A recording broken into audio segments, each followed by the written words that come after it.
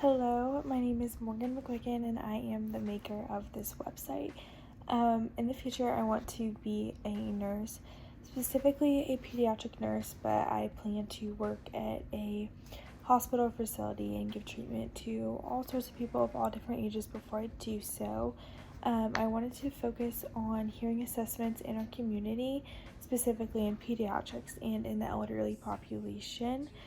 I have found that when a child is not treating properly for hearing assessments, a ton of issues can go wrong, both socially and academically in all aspects of their life. It's really important for a child to receive treatment and get these hearing assessments as a newborn and then continuously get them throughout their life, through grade school, as they go away to school, as it is possible for a multitude of issues can still develop as they continue to develop.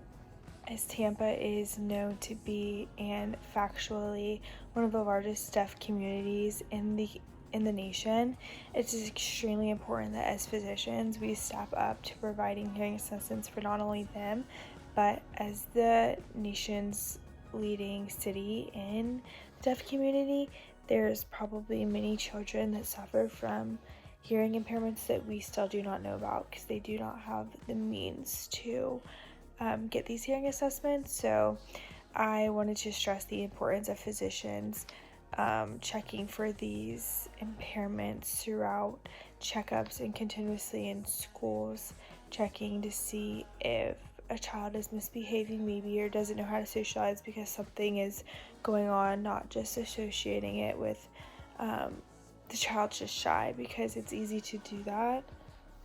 So Matthew, have you ever been close with anyone that has a hearing impairment? No. And so you kind of know about their experiences, of the way that they grew up and what they had to go through. Tragic, yeah.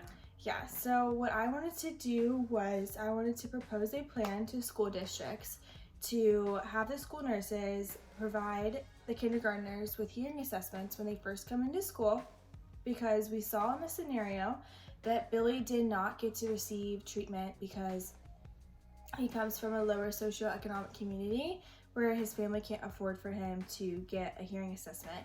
This caused him to have a multitude of social issues as well as behavioral and academic. They soon found out, after the teachers in the school district dug into this problem, that he was actually just suffering from hearing impairment. Therefore, they wanted to fix this issue in other children. However, this is hard when families cannot afford to do so. Therefore, implementing this where nurses could do this for these children would greatly allow them to fix this problem and allow for a lot more students to prosper and grow throughout their grade school. How do you think that implementing this into school districts will help kindergartners grow through grade school? Absolutely. So if this issue is caught early on, if they're able to really recognize that there is an impairment there, they would really be able to succeed more in school. Sometimes issues can be misdiagnosed as something else, like you mentioned before, and they won't be able to really get down to the bottom of what's stopping them and holding them back from really excelling in school. So I think the hearing impairment test would really do well in the schools, especially at a young age like kindergarten, to where any issues with hearing could be caught early on and they can really succeed through the rest of their school career. Do you think that socioeconomic status plays a role in a child's health?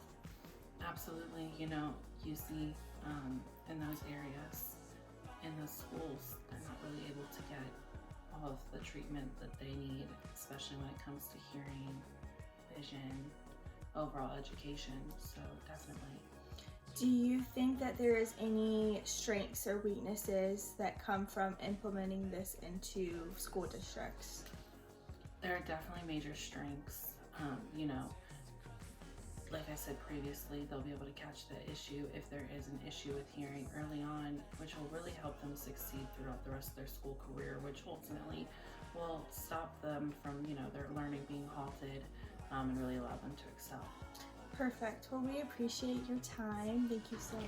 After reflecting on this cultural scenario and hearing it from other people's perspectives, I think it would do amazing in schools just because it would allow the opportunity to see if anything is going on with these children's hearings.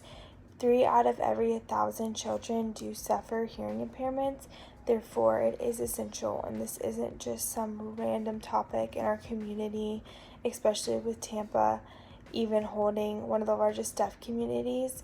This would greatly help that community as well in schools and helping provide more opportunities for them in the community. It is shown that parents see lack of hearing before physicians do. So as physicians, this could be our insight and our step up into how to help more children in the future, and to see what we can do now in these schools to make sure that it only continues to better for them and that they don't have to lose opportunities just like Billy did in the cultural scenario.